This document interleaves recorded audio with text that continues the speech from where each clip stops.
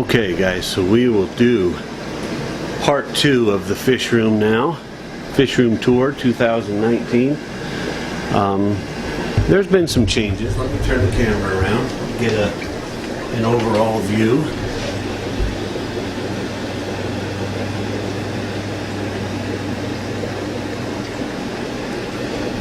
So what I have here, I've got my brine shrimp hatching station, and salt, baking soda, brine shrimp eggs. I've got 3 cones from Brine Shrimp Direct. Love these things, they work great. I don't use any light above them like some of the how-to videos out there show a light suspended above, but I get great hatch rates. You can see this one was set up this morning, this one was set up yesterday morning, and it's about ready to harvest from. It sits just above a utility sink that I put in here, and most recently what I've added is this auto water change system. So this mixing valve mixes the hot and cold, and I've got it set at about 82, 83 degrees right now, because the only tanks I use this on are the Discus fry tanks. Everything else I do water changes myself, but we pass through a sediment filter. Oh, back up. There's a pressure reducer there, down to 30 psi. Then we go through a sediment filter and a carbon filter, and then it runs to the manifold. And I'm using just 3/8 tubing to go to the tanks.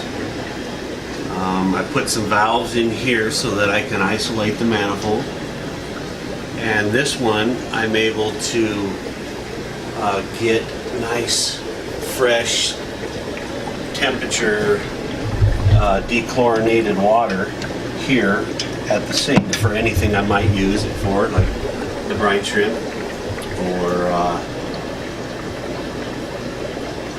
cleaning sponge filters, things like that. I like to use that clean dechlorinated water.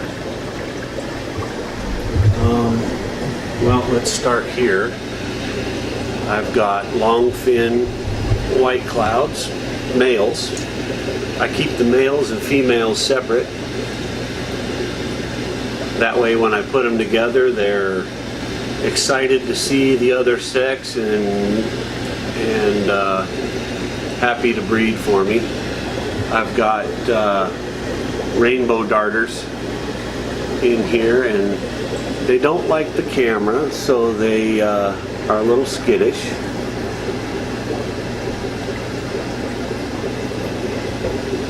And as you can see, probably one of the big differences from the last tour video is a lot of these tanks have plants in them now, live plants.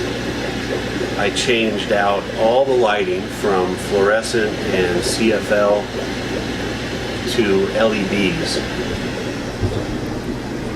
Here I've got a pair of intermediate red cover Discus. They spawn pretty regularly. The female is kind of small, so she only has about 50 eggs at a time right now, and for some reason I'm not getting a good fertilization rate. Probably 10% right now, so even using RO, and not quite sure if the male is a little past his prime or what's going on there, but hopefully that changes soon.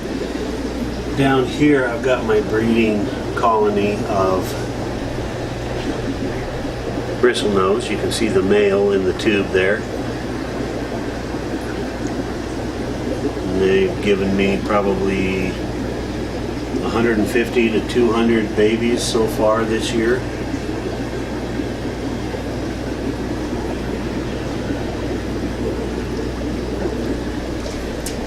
Here's a grow out of bristlenose.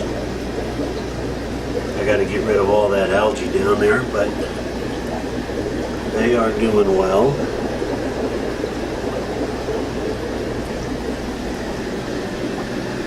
Here's another, my main pair of Discus, Flatchin snakeskin from Germany, Discus Hans. In here, I've got the red Whiptail Cats. There's 12 or 13 or so, and I got all kinds of tubes and caves in there. I've actually got some eggs, but no success yet.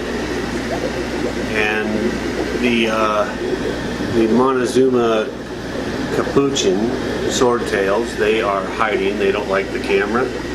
There's one male underneath the wood there staring right at us. No fry there yet, but should be any time. This one is my long fin bristlenose tank.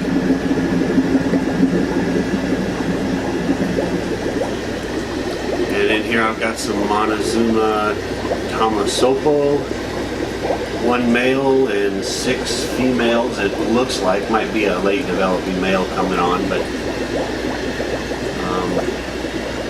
as you can see, that male is pretty impressive. He's a little on the small side, but there are some fry in here. Hard to see, but there's one right there. There's about 15 or so in the plants. And here I've got a pair of fire red. Haven't got any spawning from them recently, but they're healthy and doing well.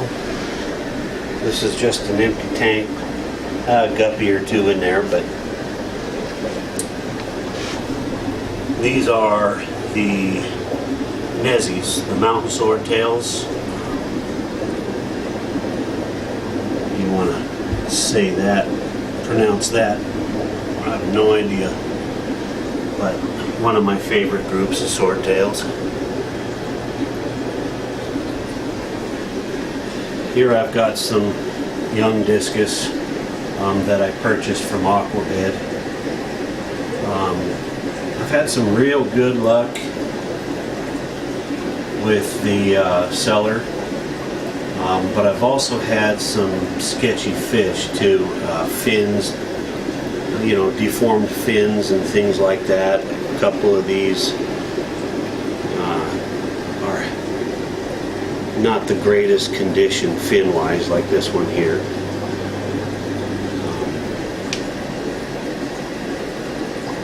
But anxious to see what they look like when they get a little bit bigger. This is my very old colony of fire red shrimp. Numbers are kind of low right now. I ended up taking 3 or 4 groups to the local fish store here. Got assassin snails in here. In this tank is orchid endlers. Big old colony there. I've got red Delta Guppies. This is my secondary colony here. The genetics have kind of strayed a little bit in this one. So the males are all pretty uniform, but the females start to get some spotting on the tails and a little bit of yellow. So I've started a program with them. I've got some selected ones, which you'll see here in a minute. These are longfin white cloud babies, young, growing out. They've still got a lot of growing to do, and their fins will get longer, but they're doing well. the Ginga rubra guppies. They're doing okay. I think I'll probably sell those off and move on to something else. Here are the select red deltas. You can see the female's tail is basically solid red. The males are probably a couple of the best males. They're doing well. My battery's going to die, so I will restart this in a second. We're back. So anyway, I've got those, and I've actually collected several spawns of those, and we'll pick through those as they mature and continue that breeding program. But these are still young. We got blue star endlers. Colony's getting pretty big. I'll probably move them to a larger tank. This is just kind of a hodgepodge of different guppies. Here I've got the Japanese leertail. These are the ones that don't cut it. You know, they don't have double tails or a solid tail. The tank next to it are the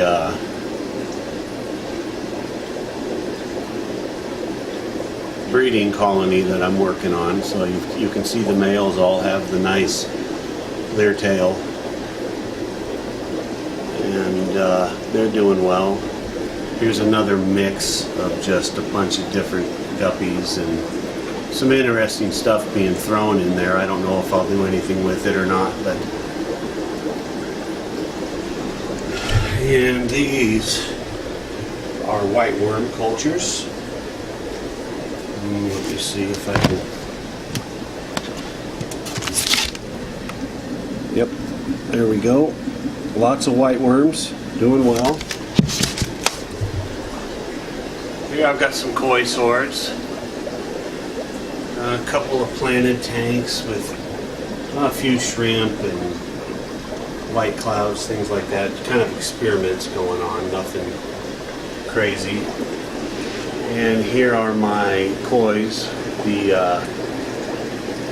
group I'm working on with trying to get just the orange head. I'm not sure what they're called, but they actually all came from this group, and I've been breeding them out, 2 or 3 generations worth here, so we're getting closer.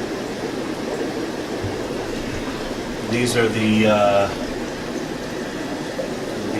Xiphophorus mai, big colony there.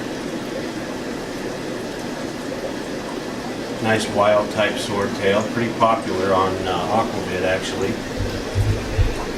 Here I've got a group of Peruvian blue Discus wild caught.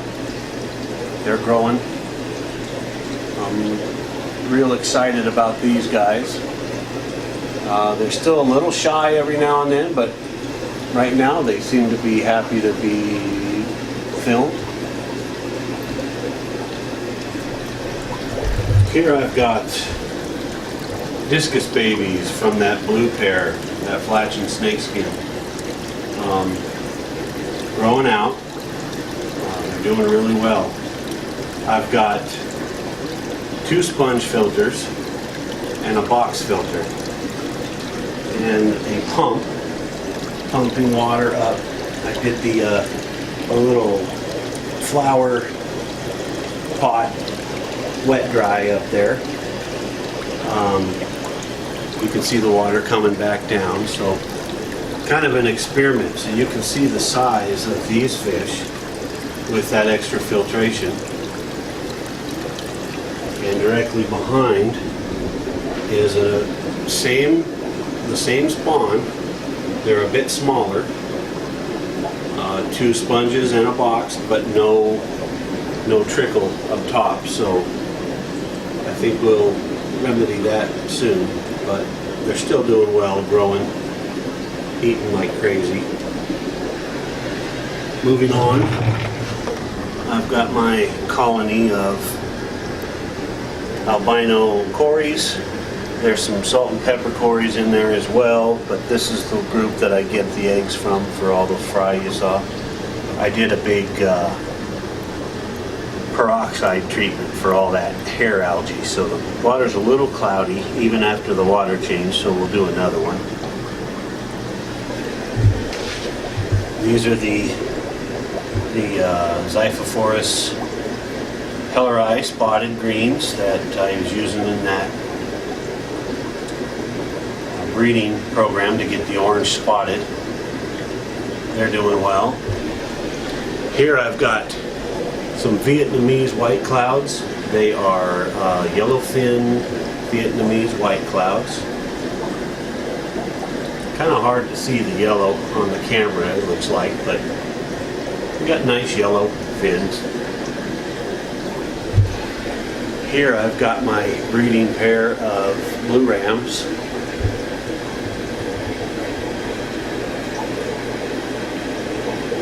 No spawning recently, but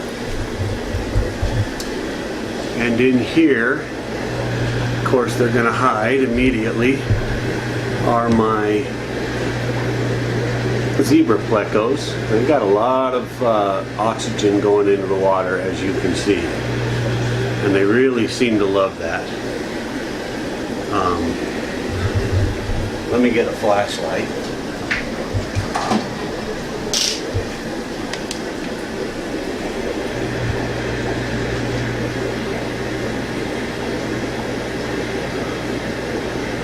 There are 6 of them in there, but they do not like the camera at all.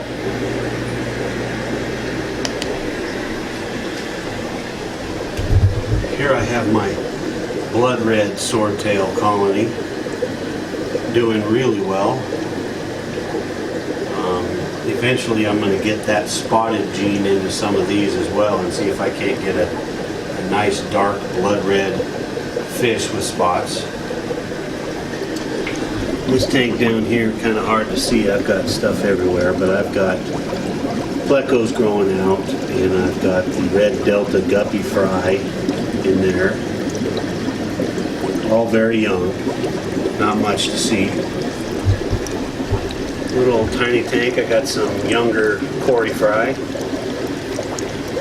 They're doing well. And in this tank, 5.5 gallon, it's just empty at the moment. Sponge filter, marbles on the bottom, and an almond leaf. And what I do is I set it up like this, super clean, and I leave it that way for about 3 days, and then I'll put 2 female and 2 male long fin white clouds in here. And completely black them out overnight, and the next morning I turn the lights on and let them spawn all day, and then about 5 p.m. I'll remove them and then wait for the hatch. You know, 3 to 4 days later you start seeing some little white clouds stuck to the glass, and maybe 7 days later or so, 7 or 8 days, they'll start swimming. So that's what that's for. So I think that's about it. Like I said, I'm going to do that video on the piranha breeding activity. So look for that. Other than that, I think we're good with the tour right now. I'm going to start trying to do, you know, specific breeding videos coming up. Some of my processes start to finish. So for now, hopefully you enjoy that fish room update. And if you have any questions, let me know. I will see you on the next one. Bye.